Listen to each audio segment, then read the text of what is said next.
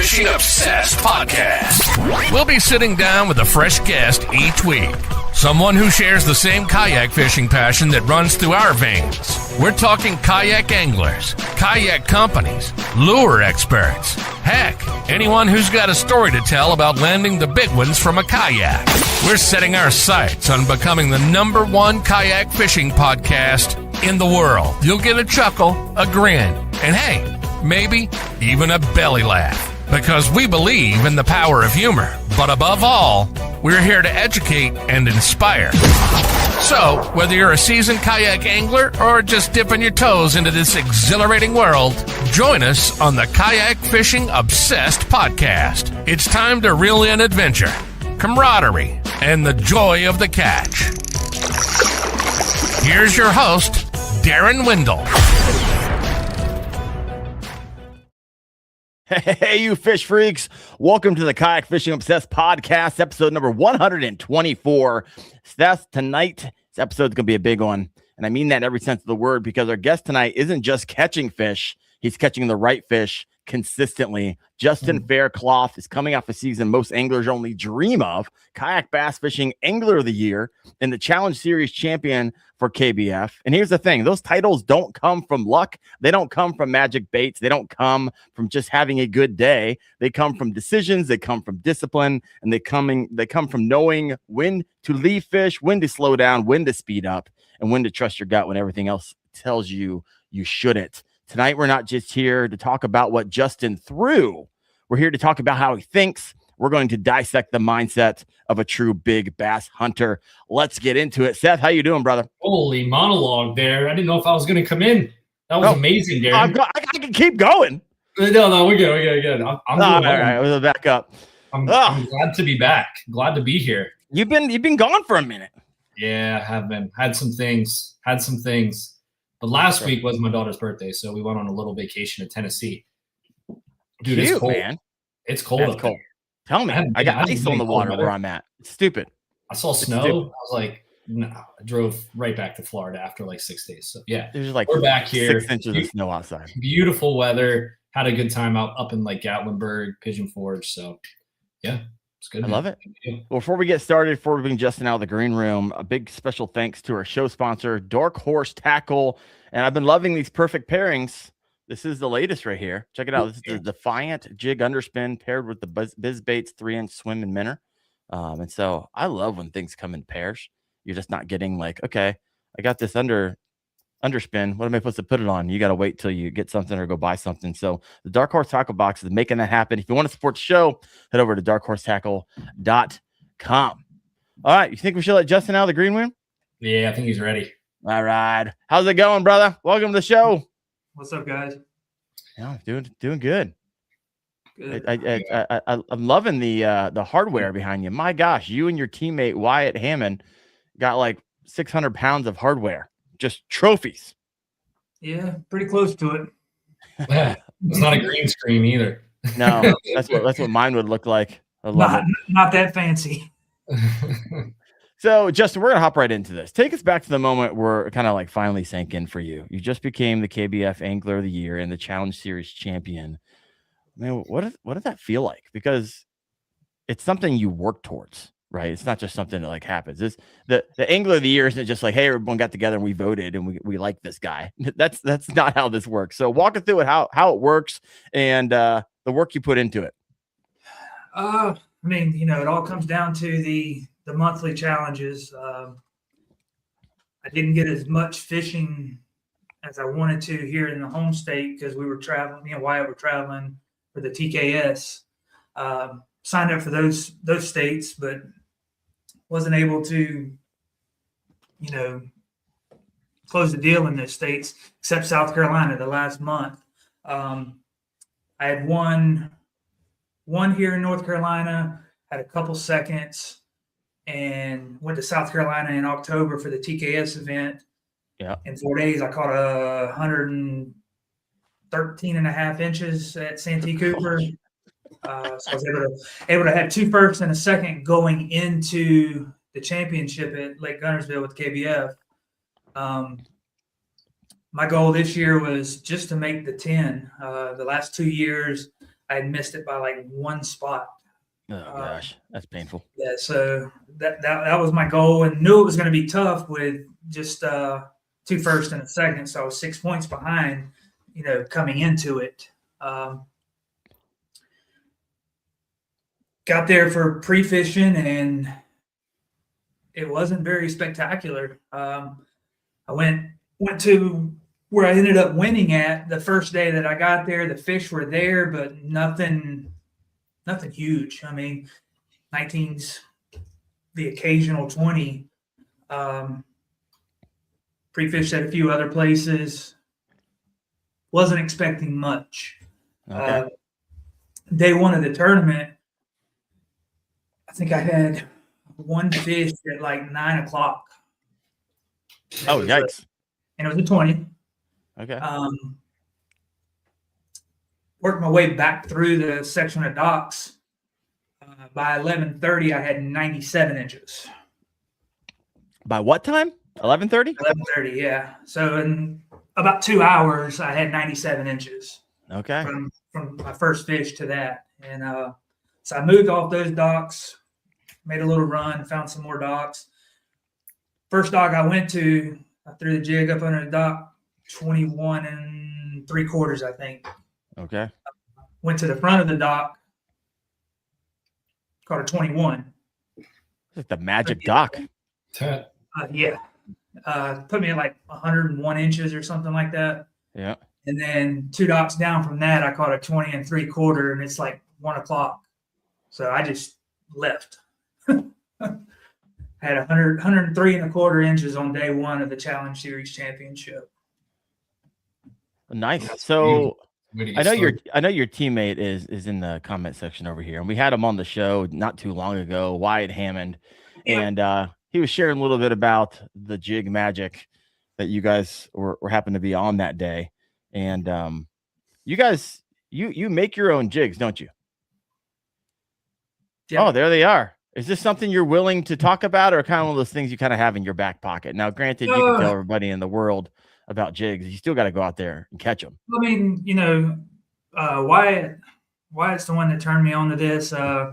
We were fishing Lake Murray earlier this year, and that's what he was catching them on. And I was like, man, I really want to learn how to fish a jig. I said, I don't know how. So he'd hand me a few here and there, and I started catching fish. And I think he got tired of giving them to me. So I was like, what do I need to order? So I ended up ordering everything. I do have a couple of variations. He kind of sticks to that one color. Skirt, I've got a couple of different ones. I use like a peanut butter and jelly version, and the same one that he uses. I think there's any magic to like the color or anything like that, or is it simply you're just putting it where it needs to go? How much weight are you putting into the actual jig, or does that jig and the color and the fact that you caught so many on them give you the confidence? Because I get that sometimes, right? I'll be throwing a chatterbait, I'll lose it, and I'm like, oh, this is like the same chatterbait. It's like kind of, but it's just a different variation of color, and you're like, you just don't feel it because what you've been catching them on. How much weight do you put on the color, or the fact that it's just that you handmade it, or what? And do you like? I know Wyatt, when he came on, he's like, hey, I only use one trailer as well. Do you throttle through or toggle through different trailers that you? So I only use the missile bait trailer. D-bomb. The D-bomb. Yep. Okay. So you guys vary on that because he uses the power bait only, exclusively. All right.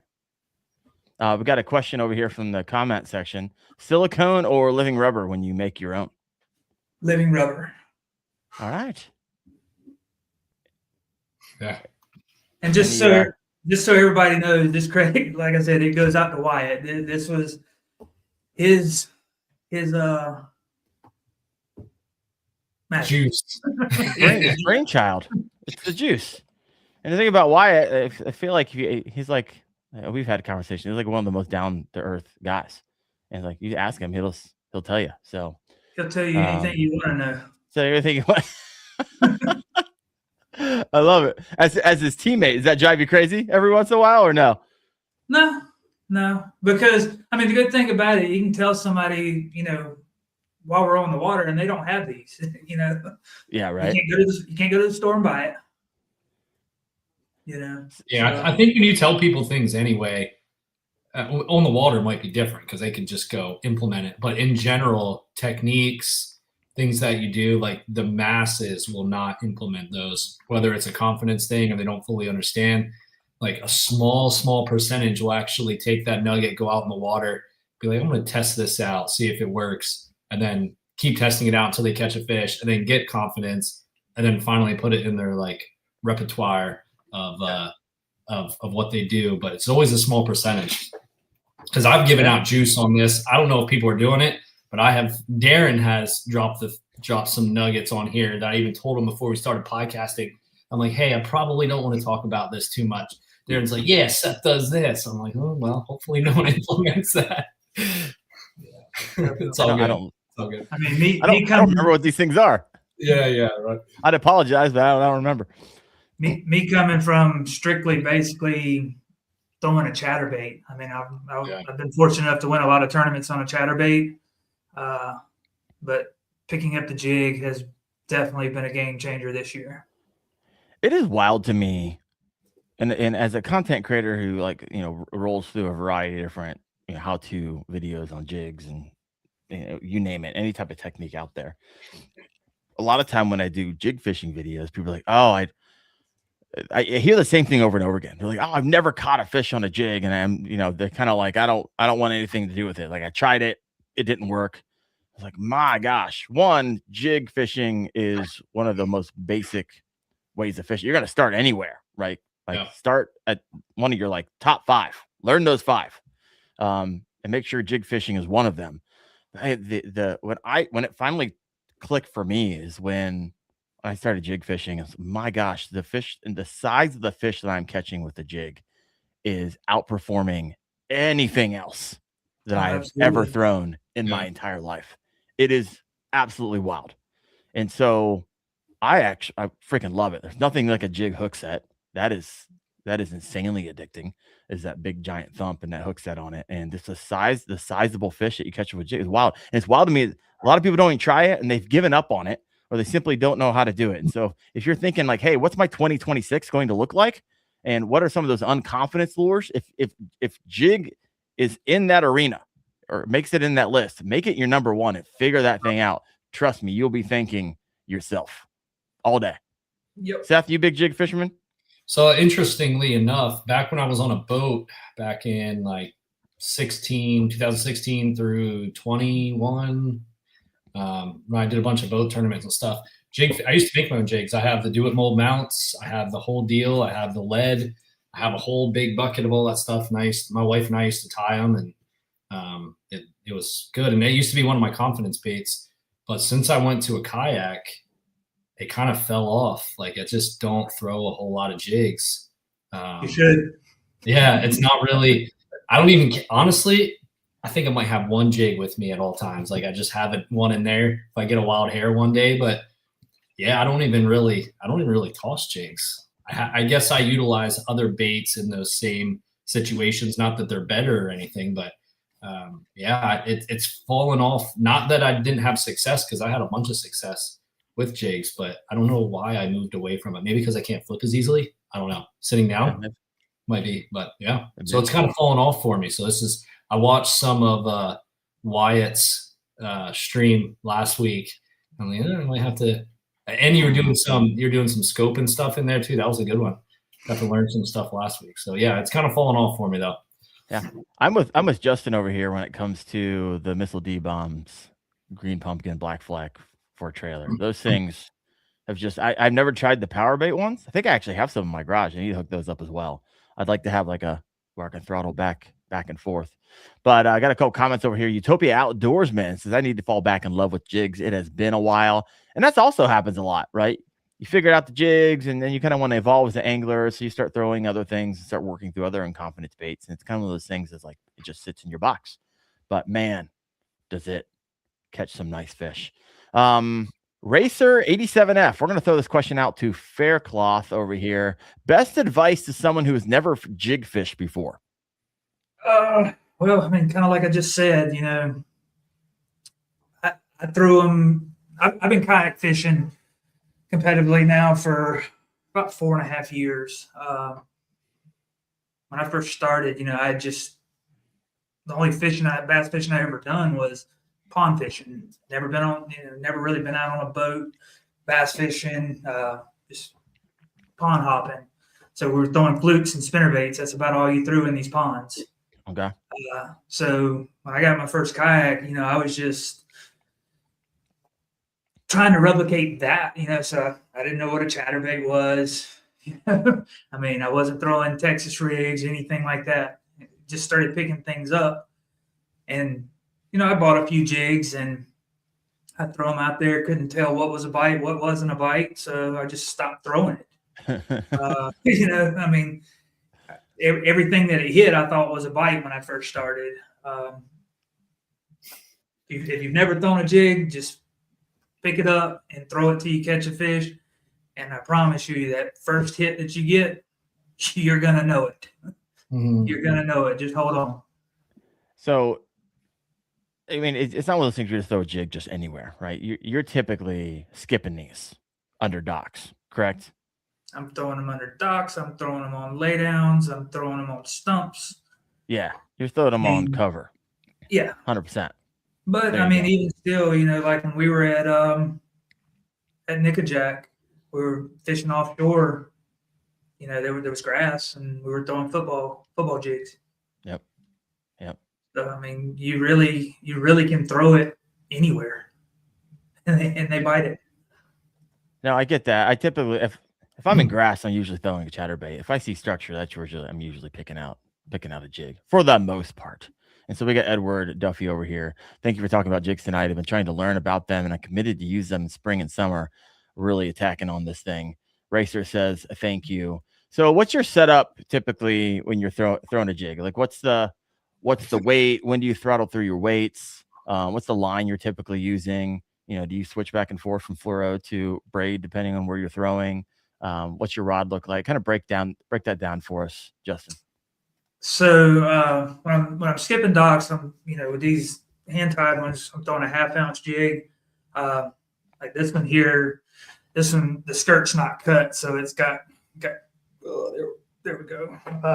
It's got more, the long living rubber on it versus that one that's been trimmed down. So that 1/2 ounce, you're just able to get it up under there. It skips better.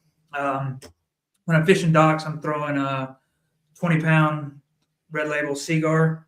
Okay. On my Cashin worm and jig rod, CK series, with a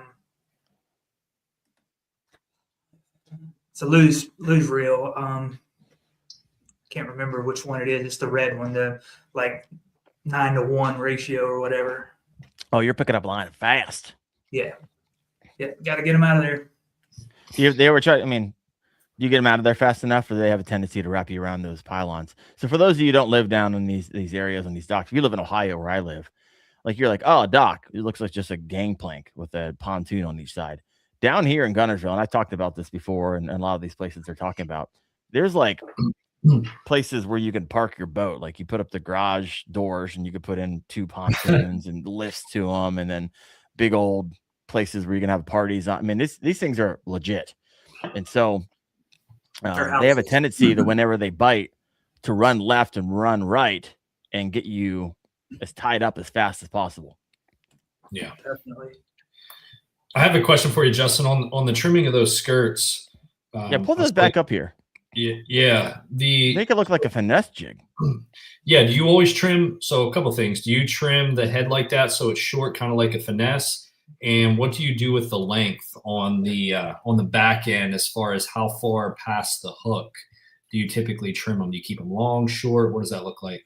So there's the hook. Mm-hmm. You leave it like that, almost like a mop jig kind of. There you go. Yeah. And do you above the tie, do you trim that like a kind of like a finesse, or do you let that hang over? So some of them are like that. Okay. And then some of them hang over like that. These obviously they cast and skip better, but sometimes they want that under there too. So I was throwing them back and forth. How do you work your jig? And I don't know, maybe you talked about this last week with Wyatt, but I didn't get to see the whole thing. But when you toss up underneath there, you just drop it in, give it a couple, jigs, and then pull it out. If they don't bite right away, they're not in there. You let it sit, or how do you typically work that down in there?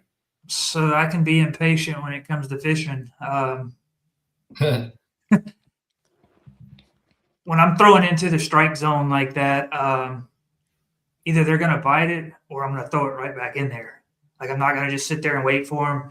I'm not going to drag it all the way back to the boat. More what I'm saying. Might work at a couple feet. If they hadn't picked it up by then, I'm throwing back in there. Okay. Do they usually hit it on the fall on docks? So I don't fish a whole lot of docks, but they usually hit a on lot the of fall. times, yes. The docks we were fishing at Gunnersville this go round, we were fishing in shallow 8 to 12 inches of water. Yeah. Okay. So I Not mean, much time to hit I got you. Yeah. Interesting. I've never really thrown long skirted jigs like a mop jig. I know they exist for a reason, right? They work. Yeah. I am a believer. I'm a believer now after Wyatt came on, and now you're on here, and all I see in the background is the wallpaper. For those of you listening in, it's just checks and metal.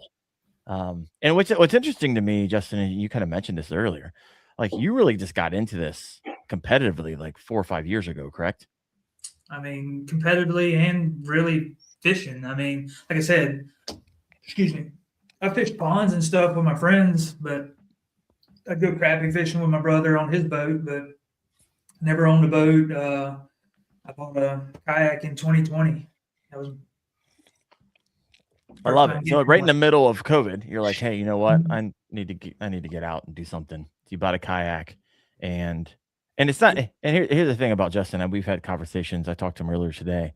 He's on the water. You're like, how can someone go from like 5 years to Angler of the Year and championship and all these trophies and checks behind him? How can you do that in such a short amount of time? Homie's on the water 200 days a year, right? Yes, and so you fish all day, every day. If you got a second and you can go fishing, you're fishing, right? Yeah, I wouldn't say all day, every day. I mean, for most people, 200 days a year is all day, every day. No, I mean, I work for our family business, so I'm able to get off. If I'm able to get off work early, I don't have my daughter. I'm coming home, hooking up the kayaks, and I'm going somewhere. It don't matter if it's 15 degrees outside or 100 degrees. I'm going. Yeah. No, I like it. I like it a lot. But when you get that much time on the water, your curve is a lot faster than most who might get out a few times a month, is what I'm saying here. Not that you're putting into work and you love it. Now, really quick, this is the Kayak Fishing Obsessed podcast. So you mentioned you purchased a kayak. However, you did not mention what kayak that was. So walk us through your rig really fast. And do you have the same ones that you bought since 2020? No, I've had about 7. That's the addiction, folks, right there. I love it. So my very first, so my brother, he bought a kayak off of a guy here locally. He bought I think it was a 2017 Hobie PA 14. Okay. And at the time, I couldn't afford a Hobie PA 14. So I started looking, and there was a local dealer here that sold Feel Free, made here in North Carolina. I ended up picking up a Feel Free lure 13.5, I think it is. I had that kayak for maybe 4 or 5 months. Just didn't. I liked it. It was a good riding kayak. It just didn't fit the way I wanted to rig it out. Okay. It's more of a pleasure kayak to me than it's like a wreck kayak, 100%. So I got rid of that one and I bought a SS 127 Bonafide. Yep. Had that one for maybe 5 or 6 months. You got sick of paddling real fast? No, I had a motor on it. I put a motor guide on it since I bought it. Okay. We had a tournament at Falls Lake, and it was on Father's Day weekend, and there was boats everywhere. water started just pouring over the kayak, I was like, yeah, this kayak's not big enough for me. I'm not doing this Needs a little anymore. beefier. Yeah.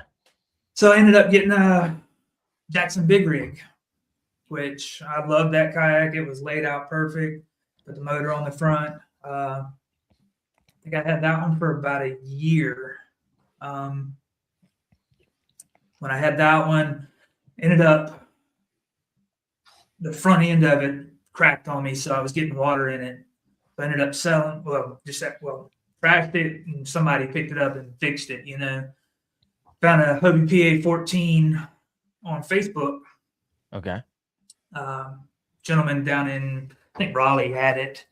He bought 2 of them with a trailer from this old couple. Had never been used. There wasn't a scratch. Oh gosh, that's had, what you like hope for and dream of.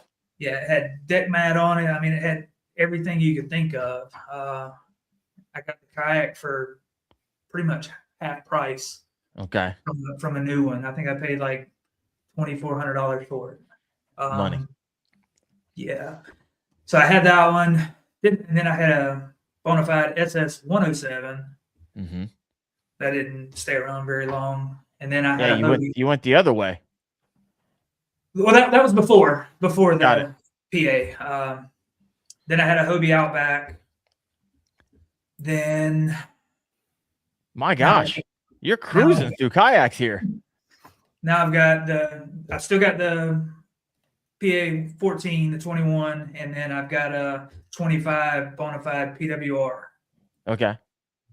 Now, do you like that one? Are you going to be in it for a while? Or you're like, hey, you know what? I'm looking at the ... the new Canoe Unlimited Max that they came out with, or the XTR. Are you looking for something else, or you feel good in PWR?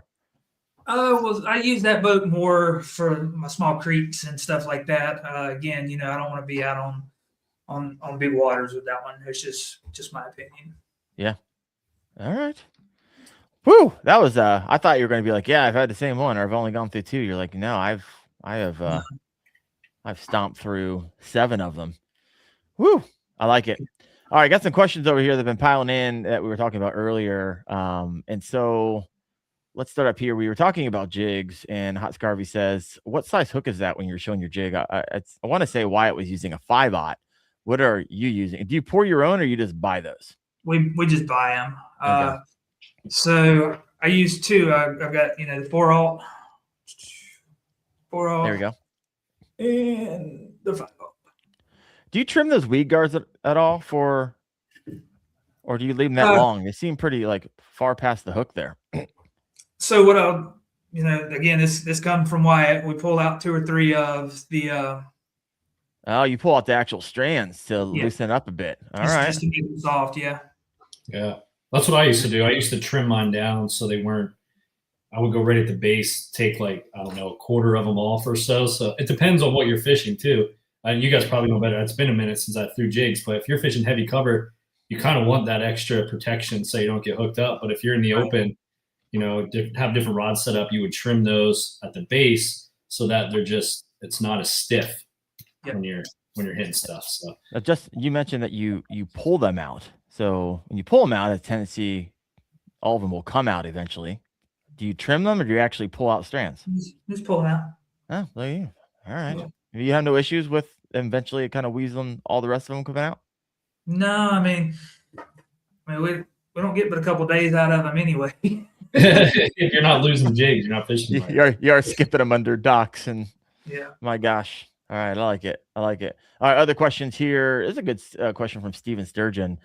So, he was just mentioning. So you were fishing the backside of docks. So I was asking Wyatt about this because I've had a lot of luck like working different angles on a big old dock before. But he was like, "Hey, you know what? When I'm scoping into these things, typically you only have to throw once and watch, right? All the fish are going to come out and either look at it, eat it, or not move, and they're not bass. And so, are you someone who will throw multiple times, or are you one of those guys? And do you scope when you're skipping jigs under docks? No, when I'm around docks and shallow waters like that, most of the time the scope's not in the water. Got it. And the big reason I have live scope on my boat is because I like to crappie fish. Do I occasionally use it for bass? Yes. But the way I look at it is, we know how to fish. You know where the fish are usually going to be at. Why look at a screen? Hey. To get more pissed off. There you go. A lot of people tell me when they got into FFS and they spent a lifetime of fishing, and it just helped elevate a little bit more on how bass are actually interacting with their lures. And that was a big eye opener for a lot of individuals. Like, they've learned a lot and they've heard a lot of people talk about it, but actually seeing it for themselves, like, oh, that's what they're talking about. Here's a question from Michael Bradley. Do you have a different approach when fishing floating docks? Must be something. I come across those from time to time. Without the pylons, are fish going to get under there? So I run away from them. Yeah, not a big fan. No, I mean, we don't have a lot of lakes around here like that. I mean, we don't, around my house, we don't have many lakes that have docks on them. Maybe 3 or 4 within an hour or so. Okay. So, I mean, the only place I really fish docks are when I leave and go out of state. All right. Yeah, I don't have a ton of docks up here either. I come to think about it, it's usually just you're fishing laydowns. I guess there's some lakes around here. I got a question from Racer. Hey, Darren, we only have like an hour and a half apart. I was just curious if any jig tips for Ohio, colors, weight. I usually use a 3/4 ounce jig up here in Ohio. Would be using usually peanut butter jelly jig, 5/0 with a Missile D-bomb, green pumpkin, black fleck trailer most of the time, right? And so I'm alternating that on cover and laydowns with a Yamatanuki. Like, if they're not hitting a jig, I'll turn around and come right through, and I'll throw a softer fall, and so it's fluttering on the fall. And sometimes that just drives them crazy. But for an Ohio, I alternate and fish a Yamatanuki like I do a jig, and jig like I do a Yamatanuki, sometimes in the same place, and I'll get a reaction out of one or the other. But it's Ohio. I love it. Wham said, no, put that thing away. You're sharing too much. I'm just going up what he did last week. He gave away the juice. Like, if you guys haven't listened to that podcast, you're like, oh, I missed last week. Sorry, Darren, busy, Christmas, blah, blah, blah, blah, blah. You need to go back and listen to Wyatt Hammond's podcast, because that was a very, very good one. All right. Go ahead. No, go ahead. No, I was just gonna move on to the next question. So if it was contextualized, go ahead and ask away. 2 things. Do you move to like an ounce and a half in the wintertime for the ice? Me? Yeah, to punch through the ice in Ohio. I hate you. I hate you. I hate you. I hate you. Ounce, I'm like, man, you got to go heavier than that to get through that ice up there this time of year. Oh my gosh. No, I just, and we'll probably get into it here. So I don't even want to go into my next question. So get into the next question. You'll segue. Preparation for your events. I know what Wyatt does because I listened to the podcast from last week. I know what I do in preparation for these like national events. Justin, what do you do to get ready, especially in bodies of water that you've never fished before? What does your preparation look like? I go out. I wouldn't say no history because I hadn't been there, but I just, kind of look and see what's similar to these places. When I get there, that reminds me of this lake or that lake, and just I don't fish hard. I just go out and look for those similarities from previous lakes that I've been to, maybe in the area, or if it reminds me of a lake from back home, and just to kind of see what's happening. I don't have the experience that some of these guys do, that fish most of these lakes in the Southeast. Do you do any like map study prior, or like YouTube study, Bassmaster, anything like that prior to heading out to these events, or do you kind of wait and see what it's like? No, and the reason being, like people ask me about pre-fishing, I really hate it because I can get there on Monday and the fish are doing this, but by Saturday they're doing something totally different, and I'm hard-headed, so I'll still be wanting to try to do what I did on Monday. Sure. So this is interesting That's because your different, teammate right? is Wyatt, Yeah. right? So Wyatt is like he has a completely different approach before you even Big time. throw a lure in the water. I mean, it's wildly different. He is all, and maybe that's why you're his teammate. You're like, hey, Wyatt, you do all that work, and then we'll come together and you tell me everything you learned. And there we go. You just saved yourself hundreds of hours. Oh my gosh. Well, I mean, like when we were at Nickajack for the TKS event, I'm just out looking, seeing what I could see and stuff, and I'm watching him. He's on this grass flat, and I'm talking about he's just running back and forth, and I leave and went somewhere else, and I come back, and he's still going. I'm like, is he still graphing that area? And I rode over there. He's like, yeah, man, I've been graphing this, but he found the fish. Yeah. Yeah. Oh, gosh. Hours just mowing the lawn. Contrasting. Yeah. Well, like I said, I think I said it in the podcast last week. He put in a work week of hours while we were there. Just scanning. Contrasting styles. Shows you can be successful doing either, right? You don't have to necessarily put those hours in. I mean, I kind of do what Wyatt does. I have Bassmaster on one of my computers while I'm working, and it will sit there. Like if I know I'm going to be fishing, like for Toledo Bend, for example, this past year, I knew I was fishing Toledo Bend.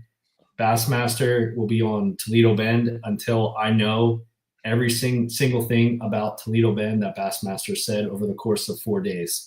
It'll be in my subconscious because it was the same time of year and everything. So I can kind of simulate those environmental factors. So I just play it all the time. So like, I don't know. I'm a Bassmaster watcher like Wyatt. I think I would be super nervous, and just a testament to your ability to adapt on the fly. I would be super nervous showing up to an event without like all those hours of study. So that's awesome that you're able to do it. Because if I could skip that part, it would save me a lot of time. I mean, it definitely doesn't work all the time. I mean, Sure. But when you're sitting there watching all these different videos of Toledo Bend, everybody else is watching it too. Oh, of course, yeah. And you can show up, and it's just not the same situation, and you have to just scratch everything you watched for the last 6 months and just start fresh anyways. So yeah, absolutely. Yeah. Question for you, Seth. Yeah. So you go to the Bassmaster events, you fish them, the kayak the series. Mm-hmm. If you are watching the same thing everyone else is watching, are you seeing the same people over and over again in the same spots that you're fishing on a regular basis? Like, is there a trend there? No, and I think Wyatt might have touched on this last week too. There's so much nuance, and there's like this, you have to, if you're doing that type of study, you're the person, like you're the calculator.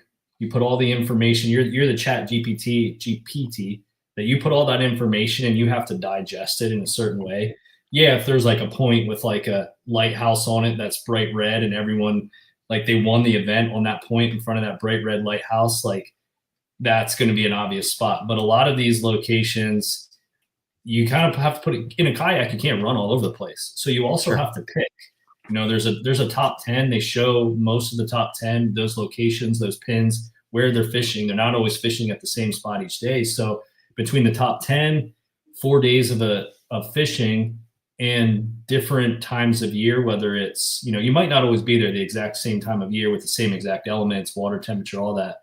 But if you can digest that, have an idea of like, look, they're kind of catching them in these back pockets on the south side of the lake this time of year, you can eliminate a lot of water and kind of focus down in that region and then go into your practice focusing in the south side of the lake in those pockets to see if they're pulling up or what the situation is. So to answer your question, no, people will find similar patterns and do similar things, but most of these bodies of water are pretty large. So you kind of run with the pattern that you think is going to work before you get there. You practice that pattern, for me at least. And if it's efficient and it looks good, you run with it and see how the event goes. So yeah, it's kind of spread out. People don't always find the same stuff or pull the same stuff from the videos. Uh-huh. was curious. You said you can't run all over the lake. It's not true. There are some people who got their kayaks and put them on boats and run all over the lake. So you never know. You just never know. Yeah. Might be like, yeah, it's wild stuff. Got a question over here for you, Justin and Seth. Actually, this is more of a comment from Bass AF 817. Been coming on the podcast the last pretty vocal last few months. So appreciate that. He says, I definitely hate pre-fishing. I'm the same stubborn force feeding bass crankbaits every single time. I love it. Yep. What else do we have here? What's that AF stand for? Air Force, probably. Yeah, probably Air Force. All right, I got a question here. I like it. He put the hand up. I like it. Question: when do you know it's time to move spots for you? And we had a conversation with Wyatt last week. And I think it's different from everybody. I did a couple of shorts on this past week, and everyone's like, a lot of people have hard and fast rules. Like, after I cast in 360 degrees and blah, blah, blah, blah, blah, then I leave. Or it's 15-minute time limit, or it's by complete feel, or Wyatt, whenever I see 90 inches of fish splashing over here, 50 feet to my right, I'll go catch them. And so, Justin, do you have any hard and fast rules yourself when it comes to, okay, what are the signals are telling you it's time to move from the spot? I mean, if I'm not catching fish, then I mean, obviously I'm going to leave. But for instance, on day 2 at the Challenge Series Championship, I actually started out better that morning, but I knew I had to keep it going to be able to win that tournament. I made a long run. It was a good hour ride up to these other docks because I had just stopped catching fish down here. Get up there, an hour. It was a good about an hour ride up there. And it wasn't like the half hour you get to your spot. You're saying you burned a full hour of tournament time. Pretty close. I mean, all right. It was a good ride. Do you have a good motor? Yeah, I run a Minn Kota Ulterra 24 volt. Okay. But I made this ride up there because I'd left them docks alone. There's about maybe 15 docks up there. I get up there and I catch one fish, which gave me my 5th fish that day. Looked at the clock. I was like, all right, it's going to take me, 45 minutes to an hour to get back. Need to get back down there. Just coasted. Got all my thoughts to myself on the way back down there. First dock, an hour and 45 minutes of burning time. Yeah, the time gone. I'd be frustrated if it was just for one fish. I'm like, my gosh, you start playing all these games in your head. If I would have stayed there. Yeah, I will only imagine. I mean, it was a 17 3/4, so I mean, it wasn't a terrible fish. It wasn't like awesome either. It's like, meh. Yeah. Well, make the ride back. I was like, I'm going back to my docks, going back to the docks that I've been catching fish on all week. First dock I come up to, throw the jig under there, 19 and a half. I was like, really? I just wasted 2 hours to get back down here. 17 1/4, right. Then get to the next dock, catch another upgrade. So I think I ended up on day 2 with, I think, 94 inches. Okay. Something like that, 93, 94 inches on day 2. But yeah, it's more, if I'm in an area where I know there's fish, I'm going to beat it like a dead dog. Yeah. Yeah, mine's kind of similar in some ways. Mine's based off practice for the most part, and then there's adjustments during the event. If I have a practice where I have like a couple good like A spots, I got a B spot, I got a C spot, I feel pretty good about my options that are all relatively close, and I can get to them all relatively quick. I'll be quicker to jump to my other areas. If I know I have one area in practice that I kind of hammered them, and I know they're in this location, and then all the other places I checked I didn't do well, I don't feel comfortable about leaving. So I will just pick that area apart until I can find those fish. So that's typically the way I do it, and I'll give myself time limits in the day. It's all based off of how I'm fishing and what my bag looks like. But I'm like, if I don't catch one or get one of these fish to bite in the next like 30 minutes, I'm just going to bounce, head over to the next spot. But it's all kind of indicative on how that current day my bag's going. If I have a good bag and I just need like a big kicker, I'll just go search for a big one, which is kind of what I did in Toledo Bend. I just went and searched for a big fish at the end to kind of push me up. But so I left my schooling fish, went look for a big one. But it kind of depends on my practice, depends on how that event's going for me that day. So yeah, if I don't see any fish in my graph, Darren, I just leave. That's my decision. I've been with you where we were out when I'm like, hey, are you seeing fish in your graph? You're like, yeah, some. Like, how much compared to the other place where you were catching 100 yesterday? He's like, about, I don't know, 75% less. I'm like, let's get out of here. And then that was the day I realized there were gators at Lake Gunnersville. So I rolled by one. I was like, what in the world? Didn't even know this. And then we left that spot and then went and caught a bunch of fish. We did catch a crap ton of fish. I mean, they were all schooling, so it was a whole lot of fun. But I guess that kind of segues into the question I have for both of you. So let's separate this out, right? How different is your brain when you're in your big bass hunting versus grinding a limit first, right? And so when you're going to do a tournament, are you thinking, okay, first I just want to get a limit, I don't care what it is, and then you start going upgrade? Or do you enter into the competition saying, I'm going big or just going home, right? I'm going big bass hunting because it's a different way of fishing. And Definitely. if I only get 4 out of 5, then I rolled the dice and that's how it came out. No, definitely for me is getting a limit first. Once that fifth fish is on the board, it's like the stress level just drops. Yeah, that's the biggest factor in kayak fishing. 4 fish in a boat tournament is not a huge deal. 4 fish in a kayak tournament is a massive deal. Like, unless you have like 4 22s or something. 5 fish. I didn't mean to cut you off there, Justin. I was just saying, you're good. Yeah, 4 fish. Yeah, you definitely need to get a limit. That's exactly right. I mean, like my first fish I uploaded on day 1 was a 13.5. So most people would just take a picture, throw it back. No, I want it on the board. I want to know where I'm at. And yeah. What I usually do is I try to think based off previous events, or I look online, the time of year, whether it's a boat tournament that was there the previous year, if I can see their weights, kind of give like an estimate on what it's going to take to win. And then in practice, see if I can find the fish that gets me close to what it takes to win. And then say, like, a lot of the Bassmaster events, you might as well just shoot for 100, unless you're on Lake Fork with Wyatt, then you shoot for like 120.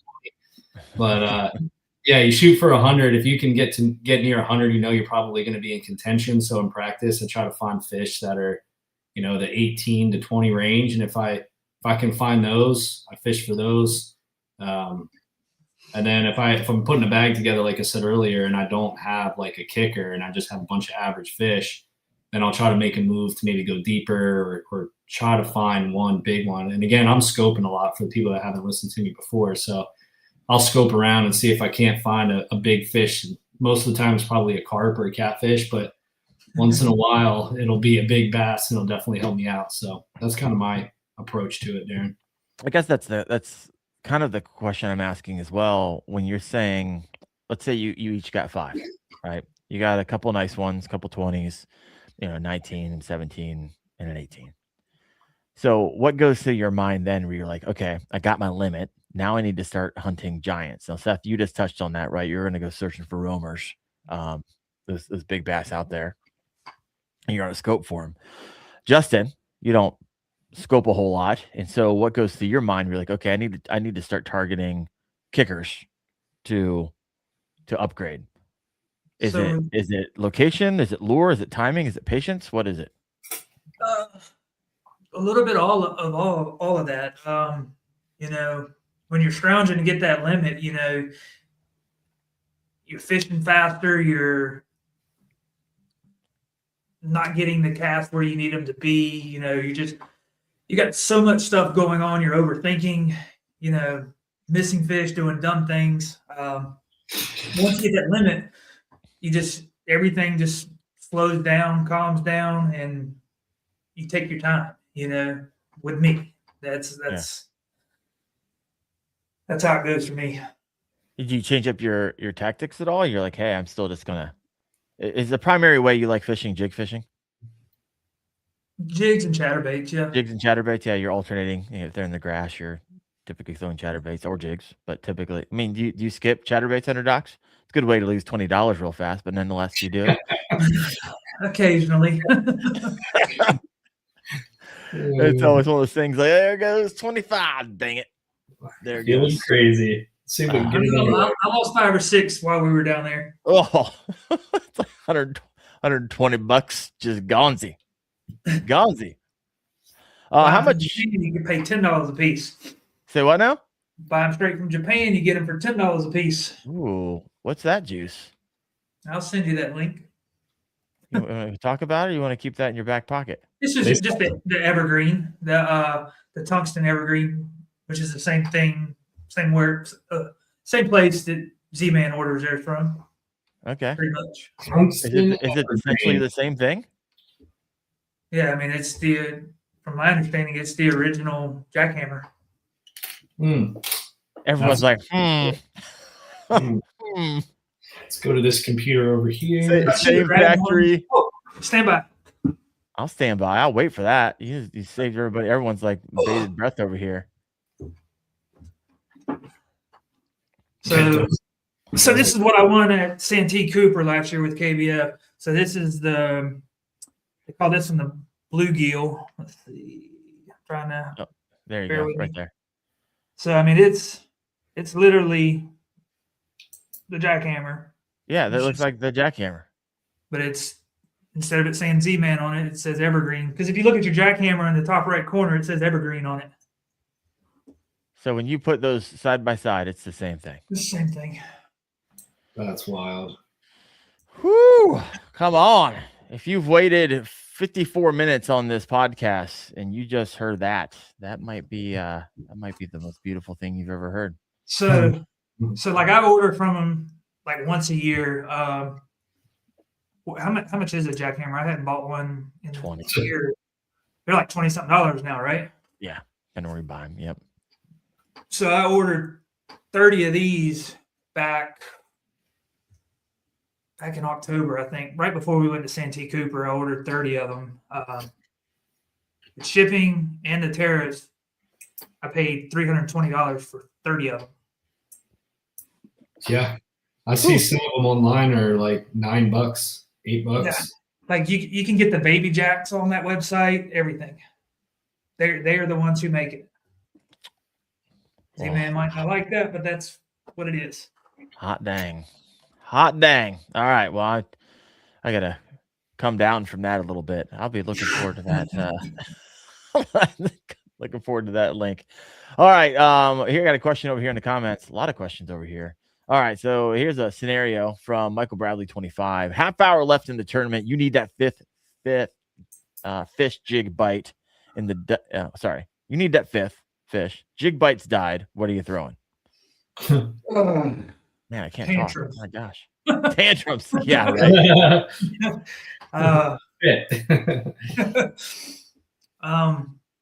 Probably going to pick up. I mean, it just depends where we're fishing at too. I mean, but more than likely, probably going to pick up a chatterbait. More than likely. Is there anything else that you throttle between the jig and the chatterbait, or you're like, hey, I can cover everything I like to fish between those two? So after fishing with Wyatt this year, I think me and you discussed this before. I used to always overthink it. I'd take 10 rods with me and, all right, I'm going to need this, I'm going to need that. And after fishing with him, it just taught me how to simplify things. I mean, at Santee Cooper, I had 4 rods, 2 jig rods and 2 chatterbait rods. That was it. I mean, I've come to the conclusion if I can't catch them on them, probably not going to catch them. Yeah. I'm similar. Yeah. Say what? I'm similar. It's not jigs and chatterbaits, but yeah, I'm similar. I have different presentations. One on the bottom, couple middle. It's like 2 on the bottom. but it just depends where the fish are at. But I use the same type baits, just like you use the chatter baits and jigs, and Wyatt use jigs all the time. I use the same baits all the time. I don't really change it up and do anything fancy or new. If they're not biting the baits that I'm throwing right in front of their faces, they probably aren't going to get caught. I mean, I'll change it up sometimes to see if they want something different, but yeah, I'm similar. The events that I do well in practice and I have it dialed in, I'll really only take a couple rods, and I'll tie on the same bait on a couple rods just in case I cast it in the wind one time, so I just throw it in the back, get a different one. But you can tell, like, if you're on them, this is my opinion. When I see someone with 12 rods in an event, unless they're fishing like top water and then going out doing something else, but when I see 12 rods all stacked up, I'm like, that person is not like on a bite. They're trying to figure things out. But if they just have a few rods and, they typically do, I'm like, that person's probably dialed in. If they just got a minnow tied on, they're going out deep, they're probably on some fish. Or they just got a couple baits, they probably know what they're doing. So it's usually my little rule of thumb when I'm just peeking around prior to blast off, see who has less rods on their back of their kayak there. Yeah, no, I hear you. Then you follow them. You just follow those people. 100%. Oh, that guy has one rod on tournament morning. You might know something. Steven said, Darren, didn't you have like 5 chatterbaits tied on one morning? I did. That was tournament morning. I figured it out. I had 7 rods on my kayak. However, 5 or 6 of them were just different variations of chatterbaits, from big blades to baby jacks to jackhammers and different colors. So I didn't have to keep retying. So worked for me. All right. Other questions here. If you got a question for Justin or Seth, go ahead and throw that in the comment section. Well, no, I don't. No, I don't. I don't throw a Senko. I throw a reg stick. That's what I throw. There you go. But I throw a stick worm if I need a fifth bite. I throw something super basic, flutter it down in somewhere where a 12-inch bass will bite it, and hope for the best. That's what I do. If I can't get a fifth fish, I will just go super simple. Yeah. No, so I guess it's Hots Carvey. He asked, said, how are you fishing differently to get your limit? Are you throwing something other than a jig to start? So at Guntersville, since we're talking about that, my jig bite didn't start until the sun got up. So in the mornings, what I was doing is I was hitting the front of the docks with a chatterbait. I'd run the front edge of the dock by the boat slip, just the front right there, and they were smashing the chatterbaits. As soon as that sun would peek out, it was like they just darted straight under the docks, and then you stayed there. Yeah, Wyatt was talking about, as the sun was coming up, they were following the gangplanks out to the main section of the docks there. Yep. Fascinating. And they were deep inside those docks. Yeah, you have to really skip it, right? You can't just throw it there. And some of these if you're a fish a lot of these southern docks, a lot of these dock owners don't want you fishing them. Yeah. Their house. Yes. And so they don't want you fishing there. They're putting down grates, they're putting down wood, they're dropping their boats all the way for like an inch from the water. They don't want you fishing in there, which I don't know about you, Justin, or you, Seth. Anytime I see that, if you give me a hole, all it's got to be is that big, and I'm going for it. And you miss, and you hit the 10. It's like, ding. Hey, you know what? You shouldn't have put a gate on your dock. I don't know what to tell you. You shoved your private property into my public water, and so the bass are under there, and I'm going after them. But let me go. I got some questions over here. If you got a question, go ahead and throw that in there. Where's the question I had for you? So what's the internal conversation going in both your head? I don't do a lot of tournament fishing. It's one of those things like, okay, I can easily see myself getting into it. However, I have content to create. And so that's kind of like where all my extra time goes and my hundreds of hours of Bassmaster goes. So I just don't tournament fish. However, when I have done it, I specifically remember this moment while I'm fishing. What's the internal conversation going on when you're behind early? Are you someone who watches the leaderboard, or you're like, I don't even look at that thing? Guilty. You look at what is the mental game you're playing with yourself? It sounds like you're uploading every fish and you're watching it like a hawk. Yeah. I usually keep an eye on it. Is that good for your mental stability throughout the day or bad? You just can't help yourself. You got to know. Probably both. I mean, like I was watching Wyatt on day 2 of the championship or the Challenge Series championship, and I'm like, he's getting close. Then he passed me at one point, and I caught those 2 upgrades. Then I think we have like 2 hours left, so I'm stressed. Soon as the clock hit whatever time it was, I called him. I was like, "How many fish you holding?" He was like, "None." I was like, "Oh my god." Yeah. My internal monologue or discussions I have with myself is typically based on how I'm performing compared to my expectations. So depending on my practice, if I think I'm on them, if I think I can do 100 inches or 90 inches, how is day one going for me based on those expectations? So I don't really pay attention to what everyone else is catching early, depending on the event. Once I'm meeting my expectations. So, if I think my floor is about 80 inches, my ceiling's like 95 in practice. Let's just say that, for example. And I'm sitting, I catch some fish. I'm sitting at like 85. I'm like, all right, I'm not doing as well as I wanted to. Let's see what the rest of the field's doing. Then I'll go in and kind of see, midday where everyone else is at. And sometimes, surprisingly, if I'm not fishing as well as I thought I would or catching the fish, so a lot of times, especially in Florida on the lakes, when we have like 40 or 50 anglers, it's like lake wide that people aren't doing that well. Where I thought like 90 some inches would win, I go and look, and I'm like, my 85's in the lead right now. I'm like, that is crazy. Like, so you get the complete opposite. You get a boost of like, holy smokes, like I didn't think I was going to have a chance to win this with this amount. Now I do. I just got to keep catching them. And then I'll check like Dale Hollow this past year. I lost that one by a 1/4 inch. And I was just catching them back to back and just getting closer and closer to the top. So you do get like, sometimes you get discouraged when you look at it and you see other people are catching them and you're not. But I don't necessarily compare myself to the rest of the group, although that's what matters. I compare it to my expectations leading into that day based off my practice. So if I knew like in practice I wasn't really on them and I'm going in there and I'm at like 80 some inches, low 80s, I'm not that discouraged. I was probably more discouraged at the end of practice because I know I'm not really on the fish yet. So, I do a little both. I would say. I do like seeing it though, because then I can see who's in first. And then again, you just follow that person, and then they lead you right to where the fish are. I'm kidding. For anyone listening online, I'm totally kidding. I am sure that happens. Do you ever have that happen to you, Seth? Nah, I don't think many people really know who I am. The funny part, this past year, I've had multiple Florida anglers go to events and people go up to them and say, "Hey, are you Seth Taylor?"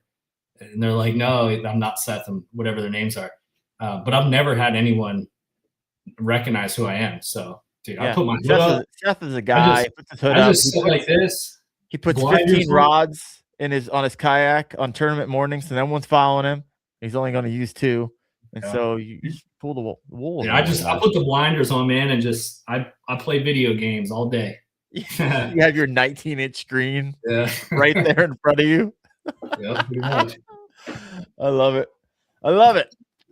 All right. It's 1:05. I got an hour and 5. I like it. We got 47 live right now. If you can help me out, hit that like button wherever you're at, whether you're over on Justin's page or my Facebook page or YouTube, wherever you're at. Would love that. Help to give this some extra yardage after it's all said and done. I have a question over here from Bass AF 817. He says, on a river, what do you look for? I love seeing beaver dams. They always seem to hold good sized bass around them. Seth, you don't do a lot of river fishing, do you? There's some rivers down here. I mean, I grew up on the Susquehanna River. Sure, but I mean like recently in the last 5 years. No, I mean there's some of these rivers, man, there's so much boat traffic and stuff. But no, I don't do a whole lot of river fishing anymore. How about you, Justin? We don't really have much. We got a lot of creeks around here. There you go. Creeks, but no. Yeah, I love river fishing. I started getting it toward the end of last season. We got bunch of small bass around here, and bass. What I look for is I don't think I've ever caught a good size smallmouth, not off structure, right? Not off a lay down in some type of cover. And so typically in the river, they're going to be holding next to those, rock gardens. They're going to be holding next to that lay down. And so you basically, throttle down your anchor on your chain, or you got to, put the bow anchor wizard down, flip around and just hold on it and cast into that stuff, not just around it, cast into it. And that's a lot of times where I'm able to pick up some nice size smallies. Mhm. All right. And we went from lakes to rivers, but man. All right. What's I got one. Do you use hit a me. net, Justin? Are you a net guy? A net, no net? Yeah, I use a net. Use a net? Okay. Mhm. Just curious. Darren's a net guy too. Sometimes I'm not. No? I don't know. In tournament settings when you have to catch the fish. Not where it makes better content if it flies off. No, I've forgotten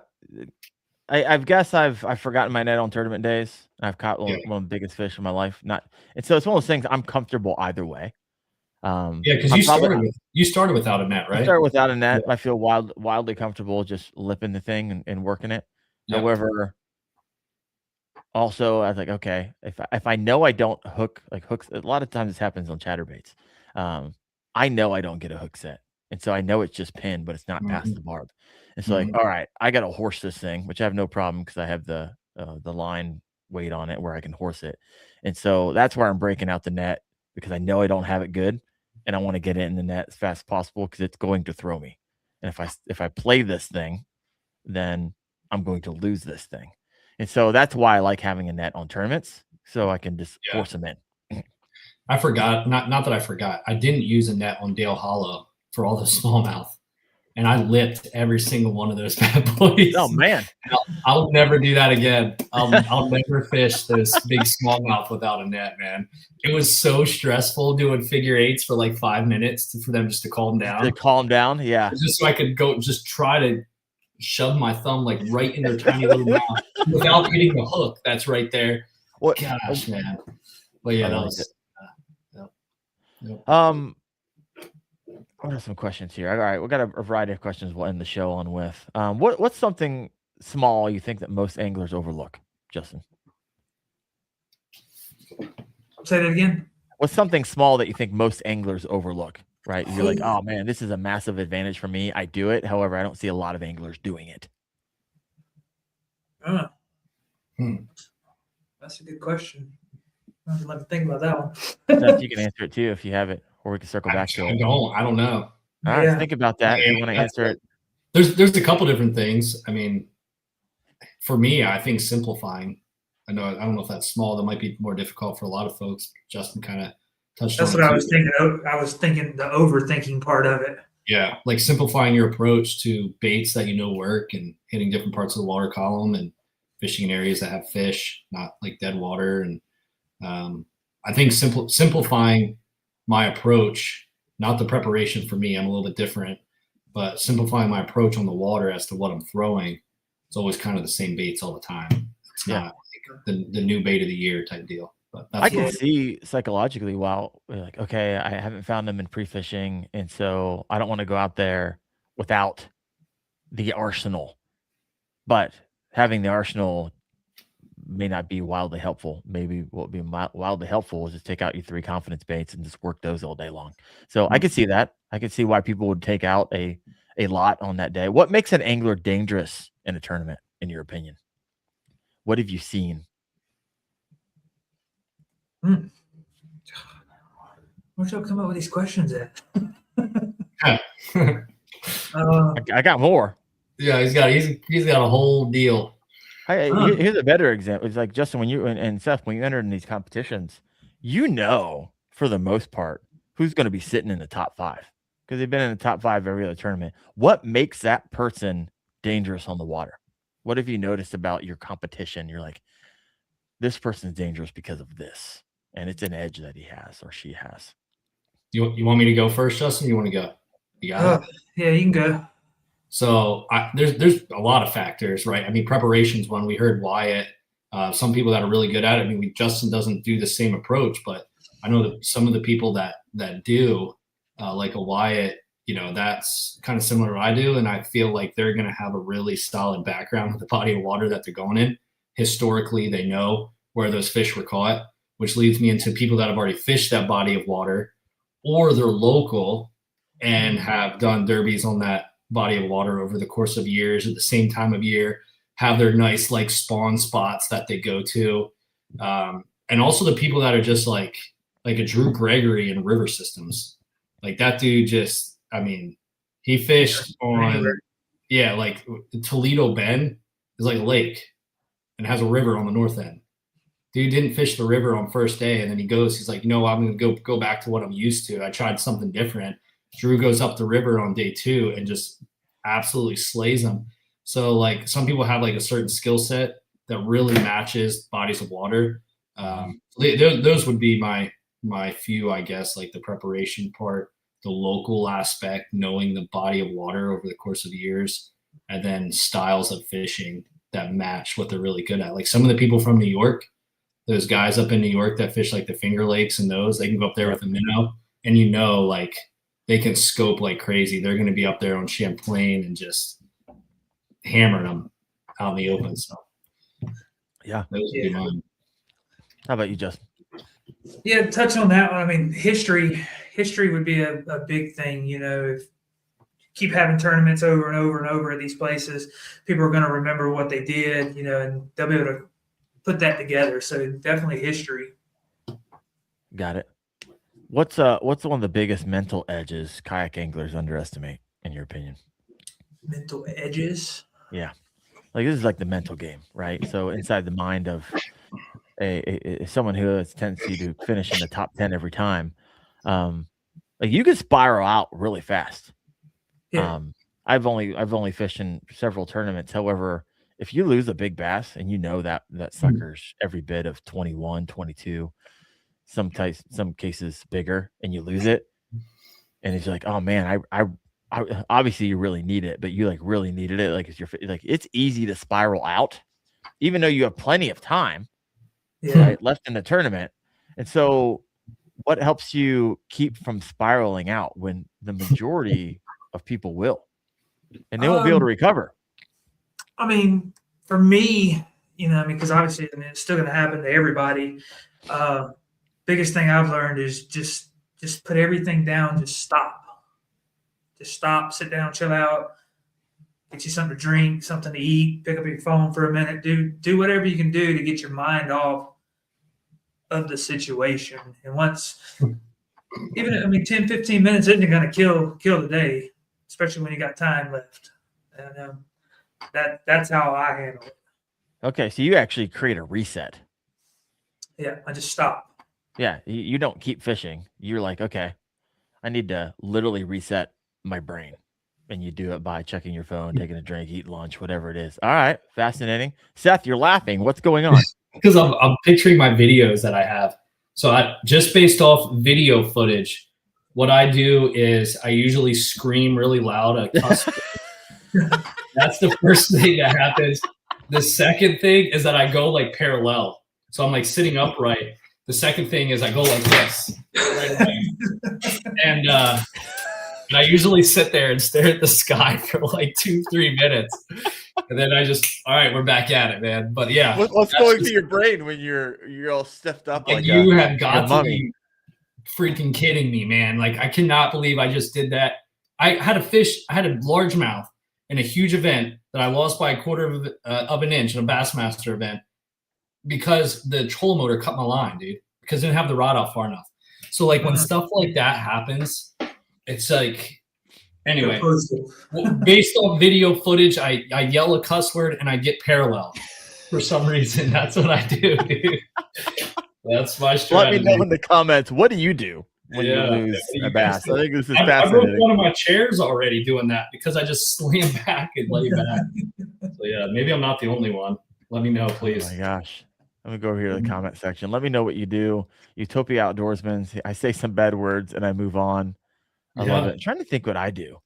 I don't know. Just watch that footage, man. I actually, I think I know it. I replay in my brain like what just happened. I almost try to like do a post-mortem right away. Like, what did I how did I lose that? Was it the hook set? Was it not past the barb? Sometimes you can't figure it out. Other times you can. It's pretty obvious. I tried to horse it, or I gave it too much slack, or whatever it was. And that's the only way I need. That's the way I have to figure it out. Michael Bradley got some questions here. We're going to do some final questions, and we're going to let these guys go. And so Michael Bradley's got one. Let us know if you have, throw a comment in the comment section or a question for Justin or Seth, and we'll get that answered. Oh my gosh, here's one from Bass, AF 817. I didn't measure a fish because I thought it wouldn't help me, and I lost it by that length. Oh, Wyatt too. Oh, having a Wyatt? Oh man! All right, tell us the story. 10 last year. Tell us, like, what was it? Do you know the story well, or you just remember that it happened?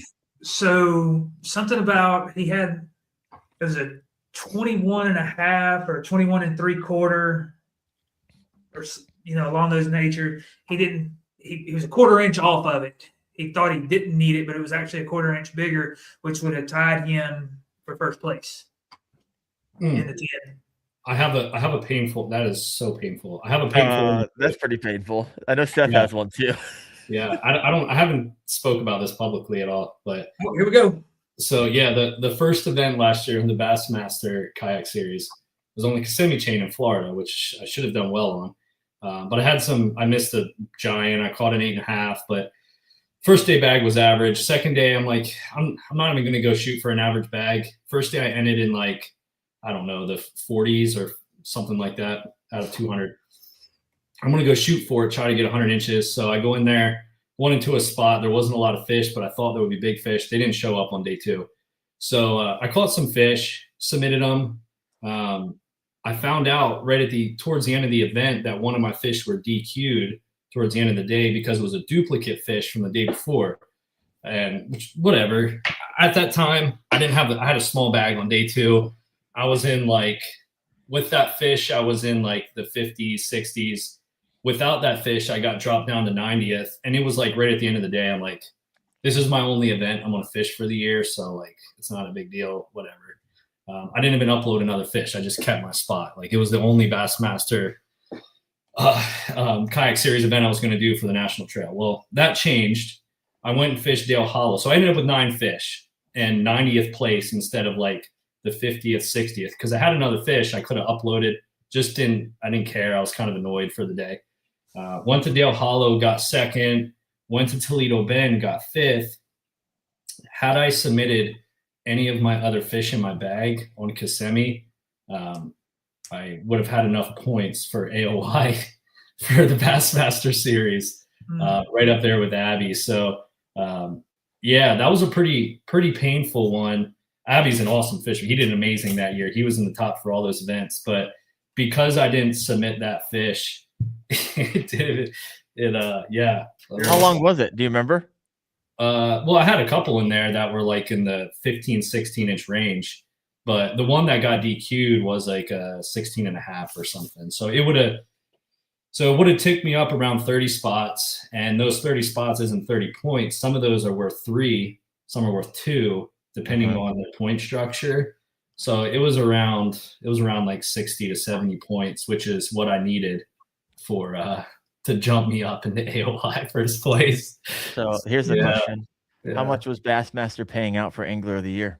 It was $6,000. And then you get all the articles on Bassmaster, and you get whatever. It is what it is. Yeah. Oh, it's so painful, Seth. Yeah, all so because painful. I had 9. Stupid. All because I had 9 fish on a Florida body of water. And you had a couple. You're just pissed off for the day. Yeah, like I didn't know I was going to fish anymore, and then I decided, you know what, I'm going to fish some national ones, and yeah. So it was a blessing. You learn on stuff like that. You just submit your fish, always double check, make sure you submit the right length, make sure their mouths are closed. Don't be grumpy at the end of the day and be like, screw it, I'm not uploading any more fish that day. And you won't lose yourself $6,000. Lessons learned, man. Ooh, I'm glad I'm learning it through you. Let's put it that way. Yeah. Gosh, that is so painful. Yeah. Whew. Someone said, you see that one there at the bottom, Bass? Yeah. Bass said I about threw myself into the water after the announcements. I mean, it's kind of, I mean, for you, Seth, it's like, okay, you were never planning on fishing more Bassmasters, so I get it. However, for others, I'm sure if you made that mistake, it was simply just because, I mean, 8 hours, however long these tournaments are, it's a long time to stay mentally focused and on the entire time, right? Yeah. You would think it's like, oh, it's easy after fishing. I mean, to stay focused and stay on and for that amount of time, nonstop. I get where people lapse and make mistakes. So he says he measures everything now, even the tree pounders. Oh, I love it. Well, folks, that's going to wrap up our show. Justin, I appreciate you. Congratulations on a freaking awesome 2025. Look forward to what 2026 is going to hold for you. And Seth, you as well. And so appreciate you guys. And a special shout out, of course, to Dark Horse Tackle, the sponsor of the show. Appreciate them, what they do for the show, how they support it. So if you want to support the show, head over to darkhorsetackle.com. Check out their boxes. Check out their a la carte area on their website as well. But I don't have a guest next week or the next 2 weeks going into Christmas. And so I guess I need to get some work done. So if you guys have anybody here like, hey, I would love to see them on the KFO show and I haven't had them on yet, go ahead and throw that in the comment section. I'll circle back and check that out. But hopefully I will see all y'all next Tuesday night, 8:30 p.m. Eastern on the Kayak Fishing Obsessed podcast. You guys have a good one.